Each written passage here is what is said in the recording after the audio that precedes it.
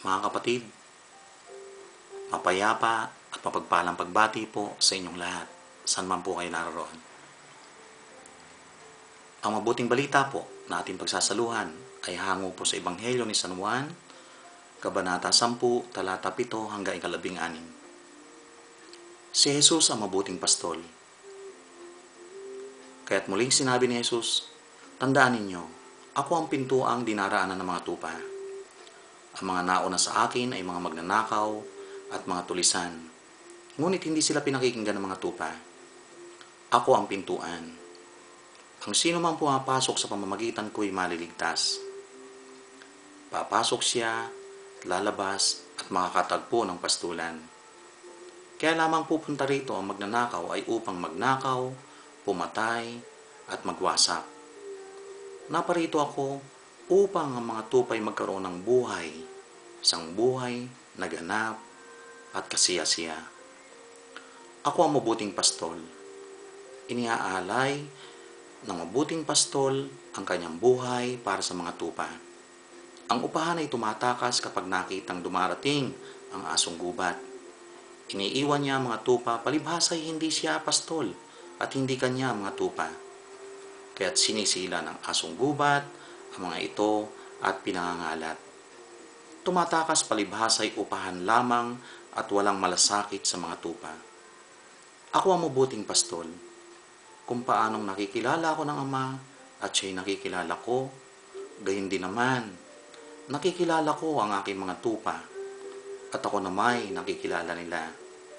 At inaalay ko ang aking buhay para sa mga tupa. Mayroon akong ibang mga tupa na wala sa kulungan ito. Kinakailangan sila ay alagaan ko rin. Pakikinggan nila ang aking tinig. Sa gayoy, magiging isa ang kawan at isa ang pastol. Mga kapatid, muli, ito po ang salita ni Jesucristo, nagbibigay ng buhay at kaligtasan.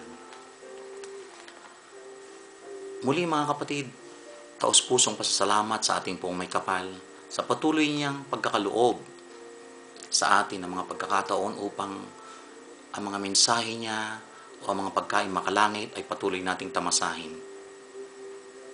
Muli sa Ebanghelyong ito ay tunay nga po na ang mabuting pastol ay wala pong iba kundi si Jesucristo. Siya po na nag-alay ng kanyang buhay para sa kanyang mga tupa at tayo po yung mga tupa na maituturing. Inialay niya po yung para sa ating kaligtasan. Nagbuwis po na siya ng kanyang buhay at napakasakit para po sa ating lahat. Ganun pa man, ginamitan niya po ng talinghaga sa pamamagitan po nito. Ang mabuting pastol at pagkatapos po nun ay binanggit niya po rito ang mga nauna sa kanya na mga tulisan, magnanakaw at maging ang upahang pastol na tinutukoy niya na walang malasakit sa mga tupa. Nang dumating yung asong gubat ay tumakas. Kaya yon ang mga tupay nagsipangalat o nagkawatak-watak. At ang pinakamaganda pong sinasabi sa bandang huli ng Ebanghelyong ito na maganda po natin pagsasaluhan, kinakailangan, mayroon akong ibang tupa na wala sa kulungang ito. Kinakailangang sila'y alagaan ko rin. Pakikinggan nila ang aking tinig, sa gayoy magiging isa ang kawan at isa ang pastol. Mga kapatid, wag na po tayong magpakalayo-layo pa tulad po nung nakaugali ang sabihin ni Brother Joseph. Sa panahon po natin ngayon, hindi po may kakaila. Napakarami po ng Kristiyano sa buong sanlibutan. Mahigit pong 30% ang Kristiyano. Ang katanungan po mga mahal kong kapatid, tayo po ba'y nagkakaisa o may pagkakaisa sa pagsunod kay Jesucristo? Ihalin tulad po natin ang upahang pastol sa mga nangangaral. Una po sa sarili ko, sa inyo po at sa mga kapwa mangangaral saan man panig ng mundo.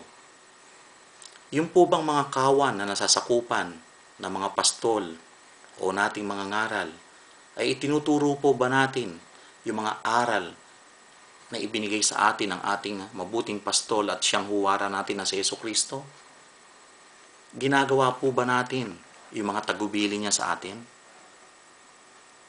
O baka naman po tunay at sadyang maihahalin tulad tayo doon sa mga upahang pastol Na ang ibig sabihin, maaring ginagamit lamang po natin ang salita ng Diyos o si Jesucristo para po sa pansarili nating kapakanan.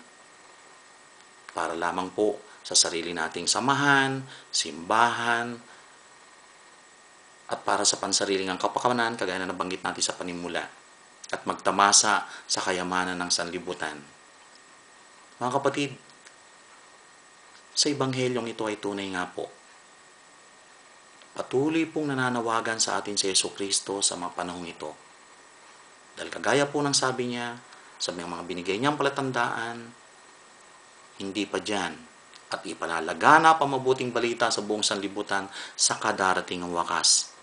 Mga kapatid, hindi po natin may kakaila na lumalaganap na po ang mabuting balita sa buong sanlibutan na nagpapahiwatig ng tungkol sa wakas na binabanggit ni Jesucristo. Kaya nga po ang panawagan po sa atin, sa ating lahat ng mga Kristiyano, anumang simbahan, samahan, kalimutan na po yung mga hidwaan, yung mga pagtatalo tungkol sa mga bawal na pagkain, niliwanag na po ni Jesucristo yan, tungkol dyan sa mga ribulto, maliwanag po yan, niliwanag na po sa atin yan. Wala po tayo sa unang tipan, nandito po tayo nakasentro kay Jesucristo, mga kapatid. Ay halintulad na lang po natin yung sa pagkain na sinabi niya na hindi ang pagkain isinusubo ng tao ang nagpaparumi sa kanya, bagkus yung mga salita na kanyang sinasabi na nagmumula sa kanyang puso, na pinagmumulan ng pandaraya, pagsisinungaling, pagpatay at kung ano-ano pa.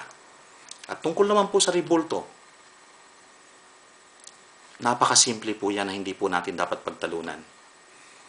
Doon po sa luneta nakikita po natin yung ribulto ni Jose Rizal. At nagpapaalala lamang po sa atin patuloy sa kagitingan at pagmamalasakit na pinakita niya sa ating bansang sinilangan, sa Pilipinas. Kaya mga kapatid, huwag na po tayong magpakalayo-layo pa. Panahon na po upang magkaisa tayo. Magkaisa po tayong lahat, tayong mga pastol, ikayatin po natin ang ating mga tupa, ang ating mga kawan, upang magkaroon ng kaganapan ng sinabi ni Jesus na mayroon pa akong mga tupa na wala sa kulungan ito. Kinakailangan sila ay alagaan ko rin. Pakikinggan nila ang aking tinig. Tayo po yun. Pinakikinggan po natin at pakikinggan po natin ang kanyang tinig upang susunod po tayo sa kanya. Lahat po tayo at kalilimutan po natin yung mga hidwaan at alitan. Upang nang sa gayon, kagaya ng sabi niya, magiging isa ang kawan at isang pastol. At yan po ay magaganap sa wakas ng panahon.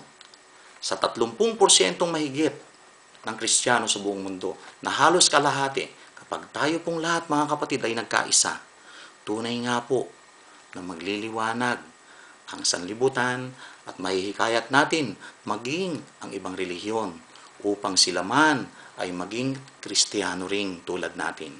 Pero una sa lahat mga kapatid, bilang pangwakas, huwag po nawa tayong maihalin tulad sa upahang pastol. Bagkos, sumunod po tayo kay Jesucristo at akayin ang mga tupa o mga kawan na ating nasasakupan na pairalin ang pagmamahal na ibinigay at kaloob ni Jesucristo sa atin upang magkaisa tayong lahat sa pagsunod kay Jesucristo at umiral ang pagmamahalan sa bawat isa. At kapag nagkaganoon mga kapatid, tunay nga po na mararamdaman natin na ang Diyos ay nasa ating buhay. Mga kapatid, muli si Brother Joseph ay nananalangin sa mga sandaling ito. Samot dalangin ko po, 10 ng inyong sambahayan, saan man po kayo naroon, sumainyo ang kanyang patnubay, pag-ibig at pagpapala. Muli, maraming salamat po.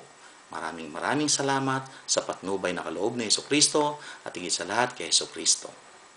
Purihin ang ating pong may kapal.